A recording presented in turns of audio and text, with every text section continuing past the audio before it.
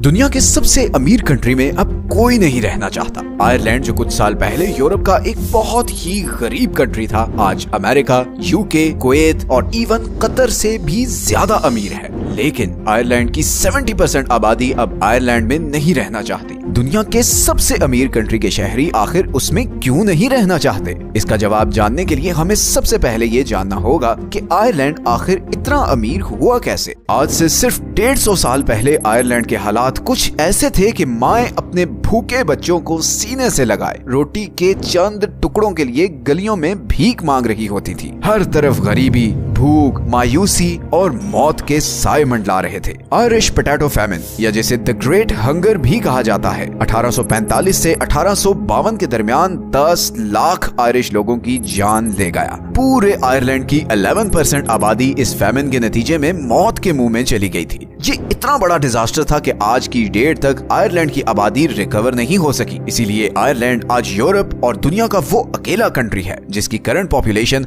1840 की पॉपुलेशन से बहुत कम है। आयरलैंड 1922 में ब्रिटिश एम्पायर के कंट्रोल से तो आजाद हो गया, मगर अगले 50 साल तक उसके हालात कोई खास नहीं बदले। फिर 1973 में आयरलैंड यूरोपियन इकोनॉमिक कम्युनिटी का मेंबर बन गया और यहाँ आयरलैंड को अपने हालात बदलने की एक अपॉर्चुनिटी नजर आई। बेसिकली इस कम्युनिटी का मेंबर होने का मतलब था कि आप सारे मेंबर कंट्रीज को अपना माल बेच सकते थे और आपको सिर्फ एक कंट्री में टैक्स देना होगा। आयरलैंड की लीडरशिप ने सोचा कि क्यों ना इस लॉ से फायदा उठाया जाए। आयरलैंड ने अनाउंस किया कि यूरोप में बिजनेस के लिए आने वाली कंपनीज आयरलैंड में अपने ऑफिसेज सेटअप कर सकती हैं और उनसे बहुत कम टैक्स लिया जाएगा, बल्कि उल्टा गवर्नमेंट उन्हें सब्सिडीज देगी और बहुत ही सस्ती कीमत पर ऑफिस के लिए जमीन भी दी जाएगी। इस अनाउंसमेंट के बाद बड़ी बड़ी कंपनीज अपने हेड ऑफिसेज और ऑपरेशंस आयरलैंड में शिफ्ट करने लगी। Dell, Microsoft, Intel, De Beers इस जैसी बहुत सी कंपनीज हाई टैक्स रेट से बचने के लिए आयरलैंड शिफ्ट होने लगी। Tax free policies, business friendly environment और जबरदस्त लॉ एंड ऑर्डर सिचुएशन की वजह से आयरलैंड में बहुत ज्यादा फॉरेन इन्वेस्टमेंट आने लगी थी। इतनी ज्यादा कि सिर्फ 10 सालों में 1990 से 2000 के बीच आयरलैंड में फॉरेन इन्वेस्टमेंट 2.2% से 49.2% तक चली गई। टैक्सेस कम थे, सैलरीज ज्यादा थी, लोगों की परचेजिंग पावर बढ़ती गई, लोग पैसा खर्चते गए, डिमांड क्रिएट होती गई और इकोनॉमिक एक्टिविटी बढ़ती गई। आयरलैंड की इकोनॉमी अब सिंगापुर और साउथ कोरिया से भी तेज ग्रो कर रही थी और इसे केल्टिक टाइगर कहा जाने लगा। 2008 के फाइनेंशियल क्राइसिस ने आयरलैंड को भी अफेक्ट किया, मगर आयरलैंड ने इसके जवाब में टैक्स रेट बिल्कुल जीरो कर दिया और फिर तो जैसे आयरलैंड की लॉटरी निकल आई। गूगल और फेसबुक जैसे टेक जायंट्स ने भी प्रॉफिटेबिलिटी मैक्सिमाइज करने के लिए अपने हेडक्वार्टर्स आयरलैंड शिफ्ट कर दिए। पूरी दुनिया से हाईली क्वालिफाइड लोग जॉब्स के लिए आयरलैंड आ रहे थे और आयरलैंड यूरोप की सिलिकॉन वैली बन चुका था। लेकिन फिर ऐसा क्या हुआ कि आज 18 से 24 साल के 70% यंग लोग परमानेंटली आयरलैंड को छोड़ना चाहते हैं? इसकी 3 रीजंस हैं। सबसे पहली वजह तो ये है कि आयरलैंड रियलिटी में इतना अमीर नहीं है जितना उसका जीडीपी देखकर लगता है। जीडीपी पर कैपिटा असल में किसी भी कंट्री की इकोनॉमिक सक्सेस मेजर करने का एक इंडिकेटर होता है। आयरलैंड का जीडीपी पर कैपिटा देखा जाए तो वाकई वो दुनिया में सबसे आगे है, लेकिन अगर हम आयरलैंड के कुछ और स्टैटिस्टिक्स को देखें तो कुछ और ही पिक्चर नजर आती है। फॉर एग्जाम्पल, अगर हम आयरलैंड की एनुअल एवरेज सैलरी देखें तो वो सारे स्कैंडिनेवियन कंट्रीज से कम है। आयरलैंड में सैलरीज नीदरलैंड, बेल्जियम और ऑस्ट्रिया जैसे कंट्रीज के बराबर है, हालांकि इन कंट्रीज का जीडीपी आयरलैंड के आधा भी नहीं। इसी तरह अगर हम हाउस होल्ड डिस्पोजेबल इनकम का डेटा देखें जो ये दिखाता है कि आम आदमी के पास ऑन एवरेज कितनी इनकम बचती है, तो यहाँ भी आयरलैंड दुनिया में 17th नंबर पर है। मतलब आयरलैंड के स्टैटिस्टिक्स आपस में मैच नहीं होते। जीडीपी के मुताबिक तो आयरलैंड बहुत ज्यादा अमीर है, मगर जब बात होती है लोगों की स्टैंडर्ड ऑफ लिविंग की तो उसमें आयरलैंड बहुत ही नीचे है। इसकी वजह यह है कि आयरलैंड का जीडीपी आर्टिफिशियली इन्फ्लेटेड है, क्योंकि यहाँ जितनी इकोनॉमिक एक्टिविटी जनरेट होती है वो फॉरेन कंपनीज की वजह से होती है, जो एंड में अपना सारा प्रॉफिट आयरलैंड से बाहर ले जाती हैं। इसी तरह ये कंपनी ज्यादातर फॉरेन वर्कर्स को एम्प्लॉय करती हैं। जितनी भी बड़ी टेक कंपनीज हैं उनमें आयरिश वर्कर्स की बहुत ही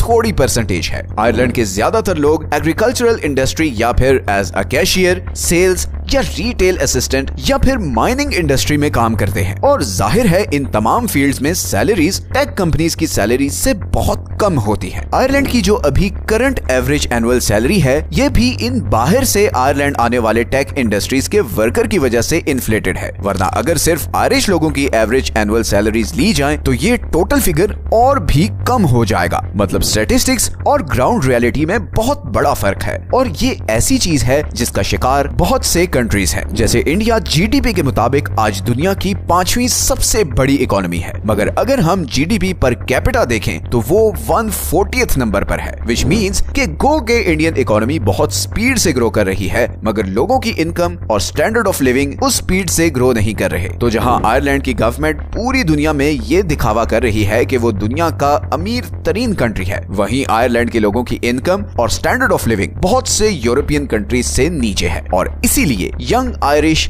दूसरे कंट्रीज में जाना चाहते हैं। इसी तरह आयरलैंड में दूसरा सबसे बड़ा मसला हाउसिंग का है। कनाडा और ऑस्ट्रेलिया की तरह आयरलैंड भी बहुत जबरदस्त हाउसिंग क्राइसिस से गुजर रहा है। आयरलैंड की हाउसिंग पॉलिसीज बहुत ही खराब है, जिसकी वजह से रियल एस्टेट डेवलपर्स के लिए वहां कंस्ट्रक्शन करना बिल्कुल भी प्रॉफिटेबल नहीं है और इसका नतीजा ये हुआ है कि आयरलैंड में घरों की सप्लाई डिमांड से बहुत कम है, जिसने घरों की प्राइसेस को आसमान पर पहुंचा दिया है। घरों की शॉर्टेज की वजह से हालात इतने खराब हैं कि डबलिन में सिर्फ एक रेंट वाले घर को देखने के लिए लोगों की लंबी लंबी लाइंस लगी होती हैं। इसी तरह आयरलैंड का हेल्थ केयर सिस्टम भी ओवरक्राउडेड है, क्योंकि बहुत से आयरिश डॉक्टर्स अच्छी सैलरीज के लिए बाकी यूरोपियन कंट्रीज में चले जाते हैं और बाकी रह जाने वाले डॉक्टर्स पर इतना लोड आ जाता है कि पेशेंट्स को महीनों वेटिंग लिस्ट पर रहना पड़ता है। तो ऑल इन ऑल आयरलैंड की सारी सक्सेस स्टोरी एक आर्टिफिशियली इन्फ्लेटेड जीडीपी फिगर पर डिपेंडेंट है और फ्यूचर में इस जीडीपी को भी बहुत बड़ी हिट पड़ सकती है जब Ireland zero taxation policy revert करेगा, बिकॉज कोई भी कंट्री लंबे अरसे तक लो टैक्सेस पर सरवाइव नहीं कर सकता। इवन अब गल्फ कंट्रीज भी टैक्सेस इंट्रोड्यूस करवा रहे हैं, क्योंकि उन्हें नजर आ रहा है कि ऑयल बहुत जल्द लिथियम और सोडियम आयन से रिप्लेस होने वाला है। आयरलैंड टैक्सेस बढ़ाएगा तो उसका ये यूनिक एडवांटेज खत्म हो जाएगा और फिर बहुत सी फॉरेन कंपनीज वापस अपने होम कंट्रीज में चली जाएंगी और आयरलैंड की इकोनॉमिक प्रोग्रेस बहुत बुरी तरह एक्सपोज हो जाएगी। लॉन्ग टर्म सक्सेसेस के लिए अपनी डोमेस्टिक इंडस्ट्रीज को मजबूत बनाना